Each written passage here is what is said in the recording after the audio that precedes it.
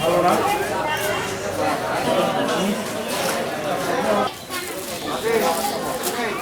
Shirt কিনতে আসছিলাম, একটা কিনলাম, এখানে দেখলাম হইলো না আমার ভালো।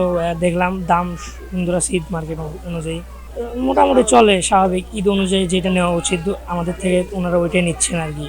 মার্কেটে আসলাম, খুব ভালো লাগতেছে। বাচ্চার কেনাকাটা করব, আমি কেনাকাটা করব, আমার ভাগ্নি আসছে, আমার বোন আসছে, এই কিনতে আসছি। এখনো কিছু কিনি নাই, কিন্তু কিনবো পাঞ্জাবি কিনবো, 3 পিস কিনবো, হাজবেন্ডের জন্য, ছেলের জন্য। আগের মতোই clean. Berger easy clean fresh, দেয়ালে দাগ থাকবে না, রাখবে সুরভিত। ছোট বাচ্চার জামা কিনলাম, আগের থেকে একটু দাম বেশি আছে, কারণ আগের হিসাব আর এখন হিসাব তো করলে হবে না, কারণ আগে সব কিছুর দাম কম ছিল, এখন সব কিছুর দাম বেশি। ওই অনুপাতে এখন ছোট বাচ্চাদের জামার দাম বেশি, তারপর 3 পিস এগুলোর দাম বেশি হচ্ছে আগের চেয়ে। 3 পিস কিনছি, তারপরে তো ছোট বাচ্চার জামা কিনছি, তারপরে অনেক কাপড় কিনছি।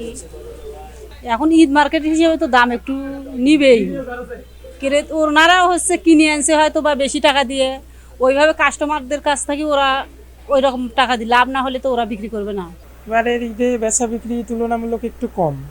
তো আমাদের পীরগঞ্জ উপজেলায় কিন্তু আশপাশে সব কৃষক মানুষ, তো আমাদের মনে হচ্ছে যে কৃষকের হাতে টাকা নেই, সব প্রোডাক্টেই লস খাচ্ছে, যেমন আলুতে, পেঁয়াজে, এরকম সব কিছুতেই কৃষক লস খাচ্ছে। আবার অনেকে দেখা যাচ্ছে যে অগ্রিম বৃষ্টির কারণে ধান ডুবে যাচ্ছে, এই কারণে একটু মার্কেটের অবস্থা খারাপ।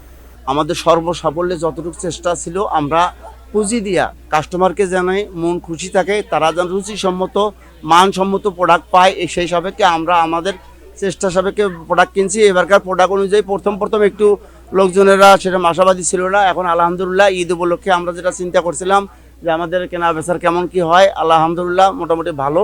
আমরাও তাদের কাছে হ্যাপি এবং তারা আমাদের কাছে মাল কেনা বেচাতে হ্যাপি। গতবারের থেকে বেচা বিক্রি ভালো। আর আমাদের আসলে মার্কেটের যে সিস্টেমটা, সবাই আসলে দামাদামি করে কিনতে পছন্দ করে, মানে ফিক্সড রেটে আসলে কেউ অভ্যস্ত না এখনো, তো চলছে আলহামদুলিল্লাহ ভালো। যদি জনগণের হাতে পয়সা না থাকে, জনগণ রবি শস্যর পয়সা পাচ্ছে না, যেমন এখন একটা মৌসুম এসে গেছে, আলুর দাম কম, মানুষের হাতে পয়সা প্রচুর থাকলে তারা হয়তো মার্কেট উপযুক্ত সব কিছু নির্ভর করে পরিস্থিতির শিকার হয়ে আজকে মার্কেট থেকে তারা অনেক কিছু অল্প সময়ের ভিতরে অল্প জিনিস ক্রয় করতেছে।